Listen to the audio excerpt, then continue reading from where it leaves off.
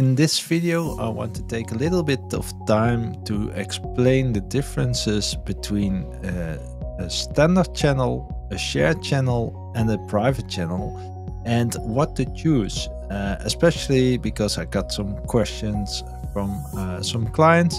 I want to elaborate a bit more on this.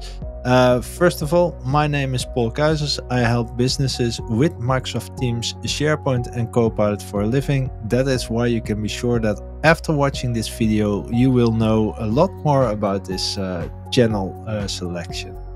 So let's dive into it. Yes, well, in the beginning, and I'm really going back a long time, we only had standard channels. After that, we got private channels, which meant that if you are a member of a team, that you could add a private channel with a select group of members of the already existing team. Now, this sounds great, but I really recommend to use a different team around that.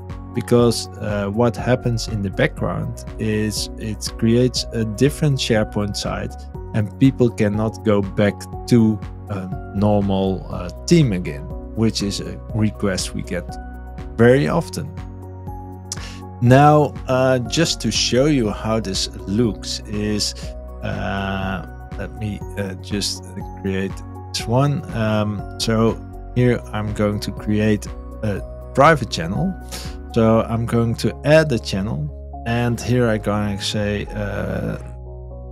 private, just to make it a bit more easy. I'm going to select a type, and here I'm going to select private. So what this means, and I will show you. So it's adding the channel. Now I can type an email of somebody who is already in this channel. I'm going to skip for now. The thing is, with private channel, you can add people who are already a member of the team. So if I go here to manage team and members, you see that there are 4 members and 1 guest. So in this private channel, I can add the guest as well, and that's really important for this explanation. And also people who are in it. So I can just add them.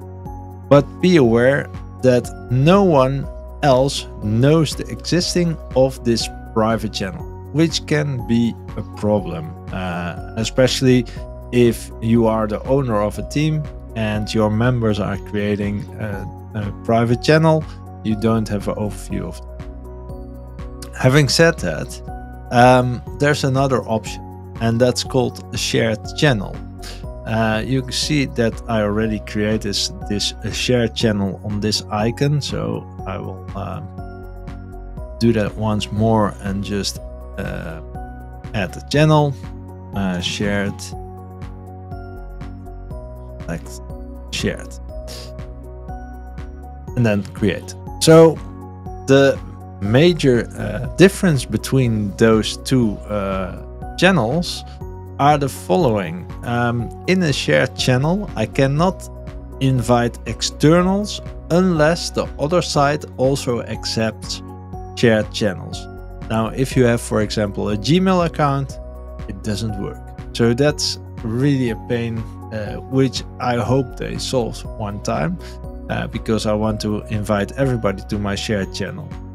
The other thing is that although there are some people who have already membership here, I can go to share channel, and here you see who this channel is shared with. So I can share it with people, so within my organization, with a team, so I can share it with another team in the organization, and with a team you own. So that's the most easy one, because sometimes you have teams. For example, I have a team that is called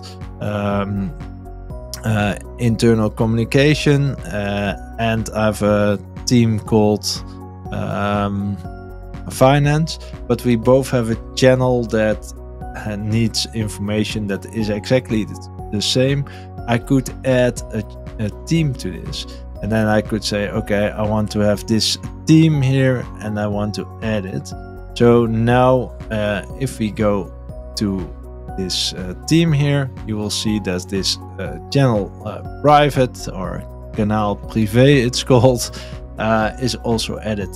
So if for example we create a post here, this demo test, and I post it, you will also see it in the other channel, which is here. Let's go there.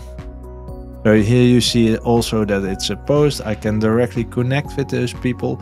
So this is more like over how do you say that, a channel that is over multiple teams, but still all communication is in that channel, which really makes it easy because you only have to share the channel. But the only downside of this is that you cannot invite external guests who do not have shared channels on, and most organizations have this setting turned off. Why? Just because there's a compliance issue with it. If it's on, then it's great, because that will save you a lot of time. If it's off, then you cannot use it. So then we have our general channel, or our main channel, which is basically everybody in the team has the same access and can see everything that other members can see as well. So there's no difference there. So I hope this explains it a bit. I must say I'm not a fan of private channels, but sometimes you have to use them, especially if it comes down to people who are external and do not have the shared channel option on, or Gmail accounts. But the main thing is, you need to have this theme where everybody's in, and then you can have a selection of people who are a member of the private channel. It's not my best idea, but it's working. If you like this video, please like and subscribe to my channel, and let me know in the comments what you think of it and what your approach on this is. Thanks, and see you next time.